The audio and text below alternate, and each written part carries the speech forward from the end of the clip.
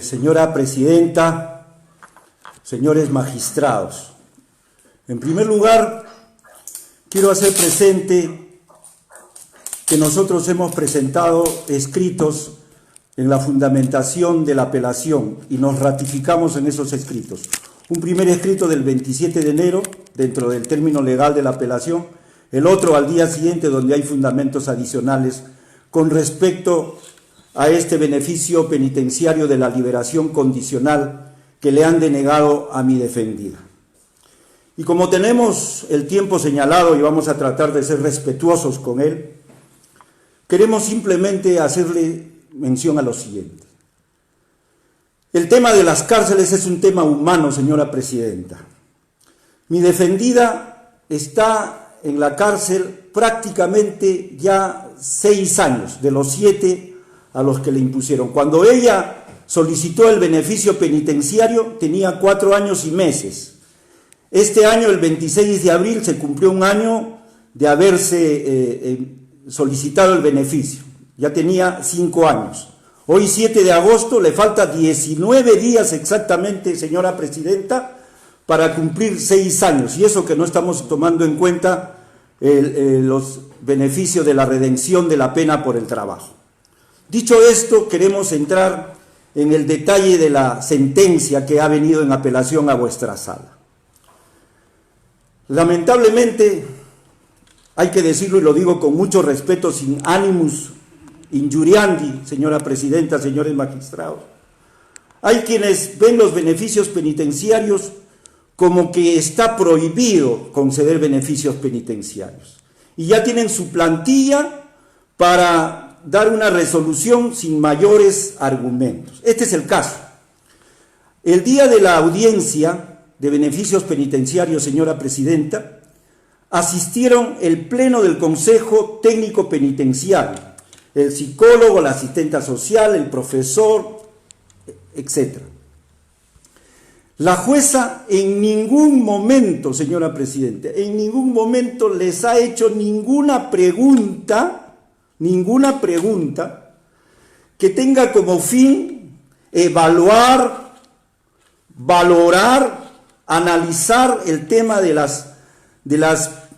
los exámenes, de las evaluaciones psicológicas, de la evaluación social y jurídica. No hizo ni una sola pregunta. Sin embargo, hace mención a una circular de la Corte Suprema, señora Presidenta, en la que se dice que efectivamente no es suficiente que haya informes favorables y que el juez mecánicamente conceda la liberación condicional. Eso es verdad y está bien, porque el juez es perito de peritos. Pero si yo quiero cumplir a cabalidad esa circular, en la audiencia, para eso se lleva a cabo la audiencia, debería yo de haber cuestionado, debería de haberle dicho, oiga, señor psicólogo, usted ha hecho la evaluación correcta, etcétera, oiga, asistente social. Ni una sola pregunta sobre el particular. Y sin embargo pretende aplicar esto. ¿Qué es lo que ha hecho en la sentencia, en la resolución impugnada? Lo que ha hecho la jueza simplemente, señora Presidenta, ha sido una ilegal, porque es ilegal, una ilegal revaloración del delito, prácticamente como si fuera a imponer una pena. Está analizando el delito cuando los del Instituto Nacional Penitenciario ni siquiera inician el expediente de beneficios penitenciarios si el delito por el cual se le está solicitando está prohibido por la ley la concesión de beneficios, que no es el caso del delito de mi defendida. No, el delito de mi defendida, el que cometió, sí está dentro de los que se permite los beneficios como la liberación condicional, señora Presidenta. Y sin embargo, la jueza ha hecho una reevaluación sin siquiera hacerle una pregunta, una sola pregunta, y consta en acta, señora Presidenta, a la solicitante del beneficio. Ni una sola pregunta con respecto a este tema, cómo está, cómo la veo, a ver si efectivamente merece o no merece, sino simplemente cumpliendo con su plantilla, ha hecho una reevaluación y ha dicho que no merece. Otra cosa que señala como impedimento para la concesión es que supuestamente mi patrocinada ha pagado 1.430 soles de reparación civil, que a las justas alcanzó a conseguirlo, porque, señora presidenta, una persona que está ya más de 4 años en la cárcel, obviamente no tiene recursos económicos como para poder tener dinero y poder pagar una reparación civil, y cumplió con lo que dice la ley, el 10%. Pero ¿qué dice la fiscal superior también, igual que la jueza? La fiscal superior ahora en su dictamen que precede a este informe oral, dice que es muy poco y que no hay intención de pagar la reparación civil y que por eso tampoco procede el beneficio penitenciario, sin tomar en cuenta que la ley de ejecución penal, el Código de Ejecución Penal y sus reglamentos señalan, señora presidenta, que es suficiente el mínimo, que es el 10%. Y obviamente, la solicitud es para que fuera en libertad pueda trabajar para automantenerse y, si le alcanza, poder seguir pagando la reparación civil que le corresponde. Otra atingencia que hace la jueza para no conceder el beneficio penitenciario es con respecto al contrato de trabajo. Dice la jueza que el empleador no habría acreditado 2 cosas: solvencia económica y ser dueño de una clínica. Vamos a empezar por lo último.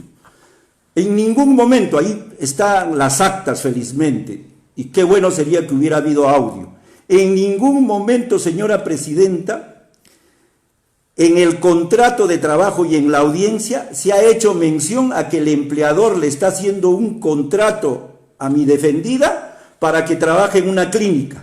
Ahí está el contrato en el expediente y aparece que es un contrato de una persona natural, el doctor Astete, de una persona natural a favor de mi defendida. ¿Y cuánto es el monto que le va a pagar? Porque va a trabajar como recepcionista. 950 soles. Y ha acreditado con su carnet de médico, ha acreditado que él es un médico. Él es un médico. Y eso de la clínica en ningún momento se ha mencionado en la audiencia, ni tampoco en el expediente. Ahora bien, otro de los temas es el contrato de trabajo. Vamos a suponer que el contrato de trabajo no es válido. Vamos a ponernos en ese escenario, señora presidenta. El artículo 183 del reglamento del Código de Ejecución Penal es clarísimo. Para que se solicite y se consiga la liberación condicional, es suficiente, dice este reglamento, este artículo 183, es suficiente que se haga una declaración jurada, una promesa de una vez en libertad conseguir el trabajo. Es más, si no se consigue el trabajo dentro de los 30 días posteriores a ser liberada, tiene la posibilidad de que se haga una prórroga a esas gestiones para conseguir el trabajo. Por lo tanto, por eso le decía, señora presidenta, así que poner en tela de juicio el contrato de trabajo carece de objeto toda vez que es suficiente incluso en cambio ella ha conseguido el contrato de trabajo y ese contrato de trabajo es válido, señora presidenta. En consecuencia, queremos hacer mención a lo que nos ha hecho llegar la hija y con esto culmino, señora presidenta, la hija de mi defendida.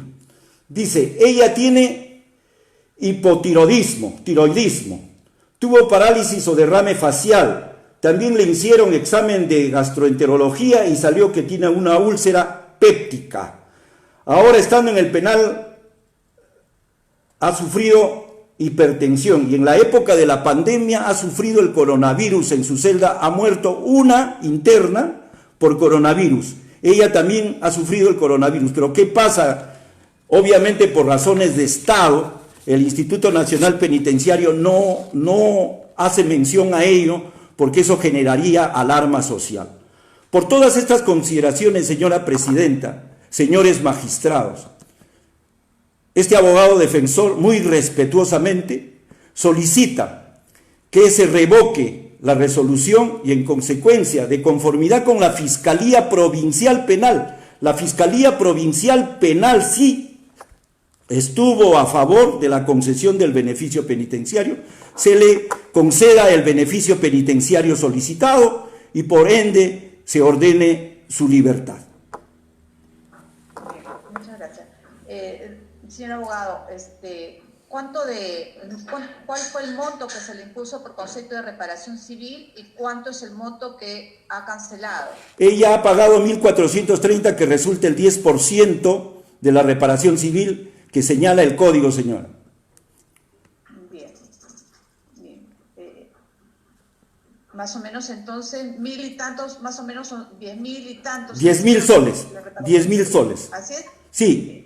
Ya. O sea, ha cumplido con el 10%. ¿Cuál es el régimen en el que se encuentra? Ella está en el régimen óptimo, es el régimen abierto, es el régimen que no tiene ninguna limitación en el penal, por eso es que está trabajando con tranquilidad. A ver, el código menciona el régimen de mínima, mediana seguridad. De mínima seguridad.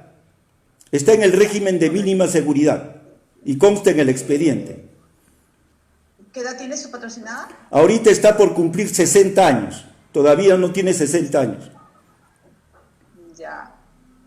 ¿Ella ha tramitado algún otro beneficio en fecha anterior? No, señora presidenta, que yo sepa, no ha tramitado ningún beneficio. Ella, señora presidenta, yo la he conocido hace más de 20 años. Ella es cantante e intérprete. Cayó en esto, eso no es discutible, ya fue condenada, pero sin embargo es una persona, señora presidenta, que yo estoy completamente seguro que está totalmente rehabilitada y puede vivir en libertad, con el arte que tiene, con el trabajo que siempre ha tenido, que es todo lo concerniente a ser cantante e intérprete. Bien, doctor. Doctora Maite, ¿alguna pregunta? Ninguna pregunta, señorita presidenta. Doctora, ¿alguna pregunta? Bien, siendo así, entonces la causa queda al voto, doctor González, va a ser notificado con lo que resolvamos. Muchas gracias, señora presidenta. Con su permiso. Hasta luego. Buenos días. Buenos días.